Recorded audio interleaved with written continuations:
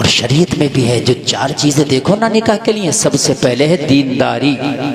जी बेशक। सबसे पहले क्या है? दीनदारी। दीनदारी। दीनदार और वफादार होगी। बस ख्याल रख। सुभान अल्लाह। बेशक। अपने कार्ड पे लिख दे, मेरे यहाँ शादी में औरतों के लिए अलग इंतजाम है। हाय हाय। अरे बहुत। कोई भी औरत मर्दों में जाने की कोशिश ना करे। है? जी। और आज क्या होता है? आज तो दूल्हा मियां जब तक आते नहीं, एंट्री नहीं करते भजनपुर में, जब तक लड़कियां खड़े होकर उनका इस्तकबाल ना करने। जी हजरत। करो इस्तकबाल मेरी बहनों, मैं तुम्हें बताऊं, और तुम्हारा इस्तकबाल फरिश्तों ने मरने के बाद ना किया तो मेरा भी नाम बदल देना। ये बात दांत दिखाने की नहीं, ये रोने की बात है। करो इस्तकबाल, कितना करोगी? तुम्हें नहीं मानती ना मौलवियों की बात है, मत मान तू मौलवी की बात, लेकिन जिस दिन तुम मर गई, जिस दिन तेरी सांस निकल गई ना, जिस दिन इजराइल से तेरी मुलाकात हो गई, तुझे पता चलेगा ये इस्तकबाल क्या थे। बेहयाई इतनी बढ़ गई है, इतनी बेहयाई बढ़ गई, शर्म ही तो नहीं आ रही है। 15-15, 50-50 खड़ी होती है इस्तकबाल के लिए। है तुझे पता नहीं कि शरीयत ने तेरे चचा के बेटे से भी पर्दा रखा था।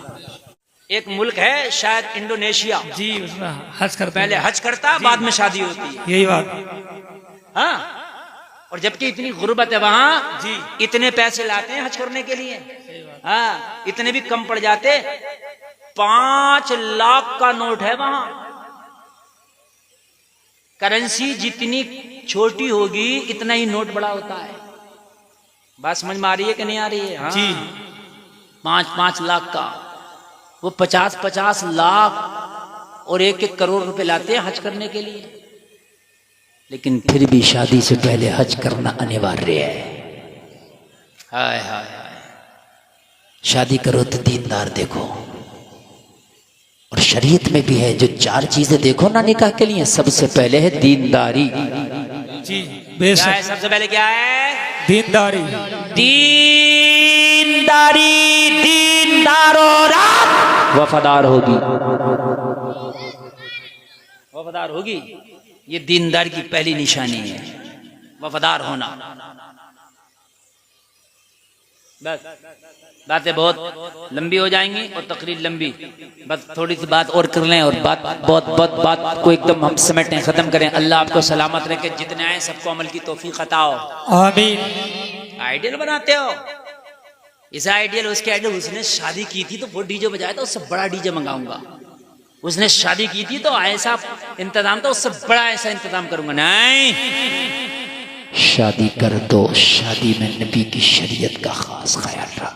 सुभान अल्लाह। बेशक। अपने कार्ड पे लिख दे, मेरे यहाँ शादी में औरतों के लिए अलग इंतजाम है। हाय हाय। अरे बहुत। कोई भी औरत मर्दों में जाने की कोशिश ना करे। है? जी। और आज क्या होता है?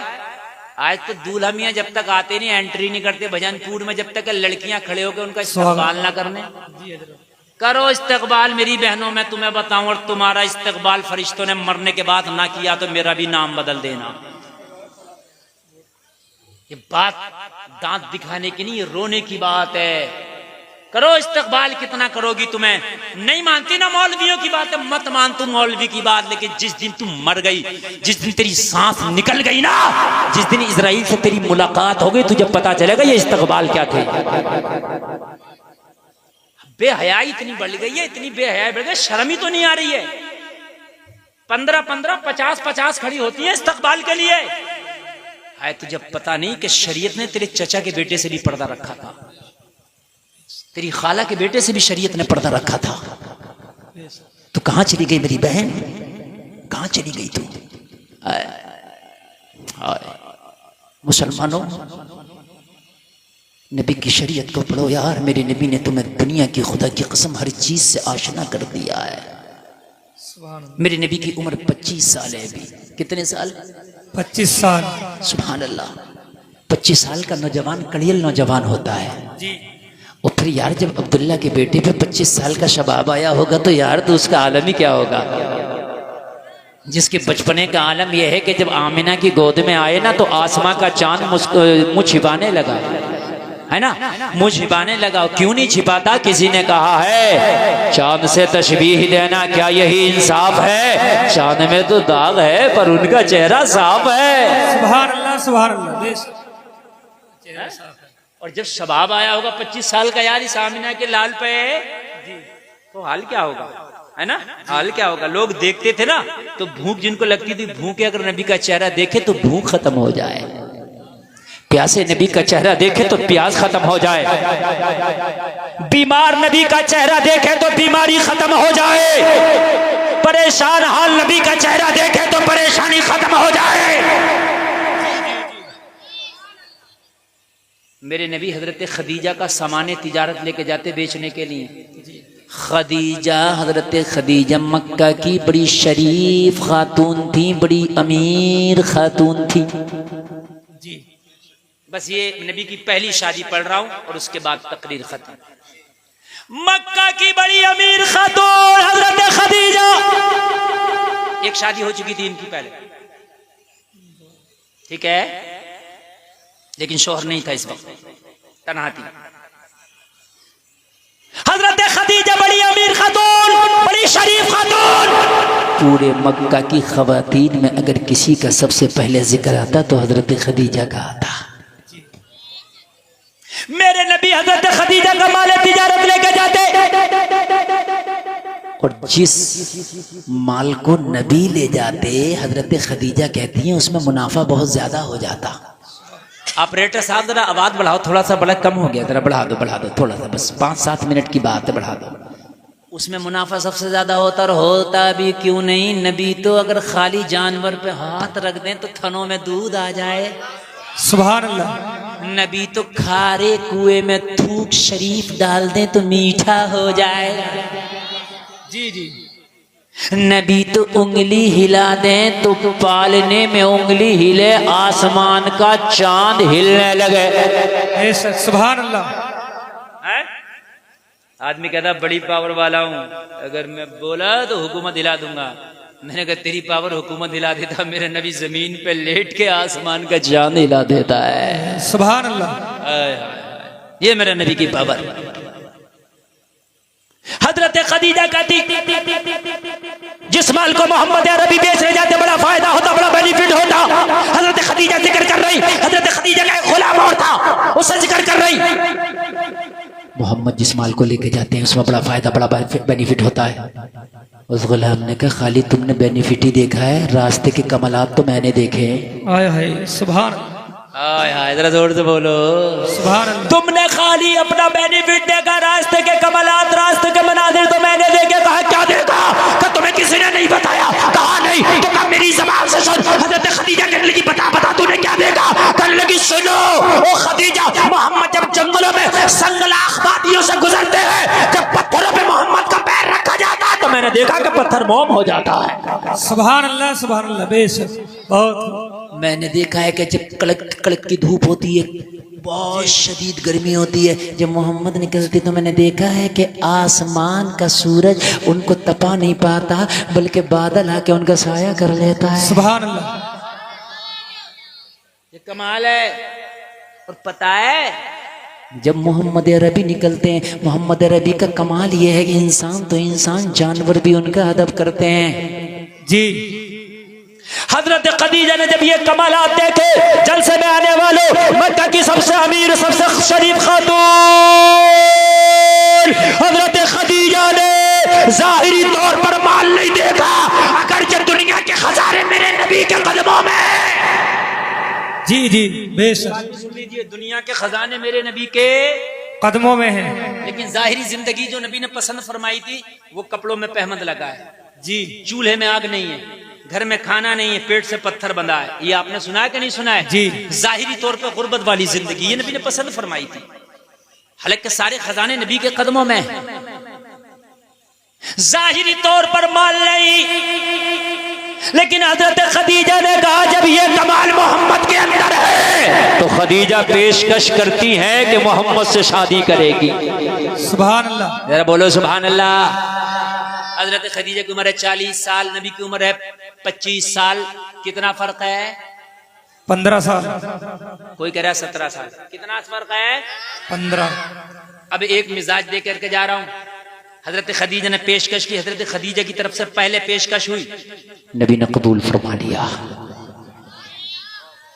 पहली शादी हुई, पहला निकाह हुआ, 25 साल की उम्र। और जो नबी की प्यारी बीवी मुसलमानों की माँ है, उनकी उम्र कितनी है? 40 साल। जी। आज हमारे यहाँ रिश्ते देखने जाते हैं तो कहते हैं ना नहीं चलेगी लड़की। क्यों नहीं चलेगी? हमारे भैये से उम्र ज्यादा है इसकी। सही बात, यही बात। कितनी ज्यादा? 2-4 साल ज्यादा। जब भी फेल कर दिया तुझे पता तेरा भैया पहले मरेगा, ये पहले मरेगी है यार। 2-4 साल ज्यादा तो क्या हो गया? इसकी वजह से रिश्ते फेल ना किया करो। मेरे नबी ने पहला रिश्ता, पहली शादी हजरत खदीजा से करके बता दिया। जमाने वालों सुन लो, अगर लड़की की उम्र लड़के से ज्यादा हो तो ये भी मोहम्मद की सुन्नत है। सुभान अल्लाह, सुभान अल्लाह। हाय हाय, अगर उम्र ज्यादा हो तो ये भी मेरे प्यारे नबी की सुन्नत है। बस आखिरी बात, हजरत खदीजा ने जब मेरे नबी से शादी की तो फिर नबी पे ऐसी फरेब था, और हजरत नबी पे हजरत खदीजा मेरे नबी पे ऐसी कुर्बान कि सारा माल मक्का के गरीब मुसलमानों में तकसीम कर दिया। सारा माल इस्लाम के लिए हजरत खदीजा ने वक्फ कर दिया। सारा माल हजरत खदीजा ने इस्लाम की खातिर कुर्बान कर दिया। अब हाल ये हुआ कि हजरत खदीजा खुद मेरे नबी के घर में कई दिन के फाके उठाती। हाय हाय हाय, और शिकवा जबान तक भी नहीं कि या रसूल अल्लाह मैं तो बड़ी अमीर खातून थी, या रसूल अल्लाह मैं तो बड़ी मालदार खातून थी। आका मेरे तो बिजनेस और कारोबार शाम और इराक तक चलते थे। हजरत खदीजा ने कभी नहीं कहा। मेरे नबी जब तशरीफ लाते ना शाम को घर में, तो अम्मी खदीजा कहती है कि नबी के जिस्म पर पत्थरों के निशान होते।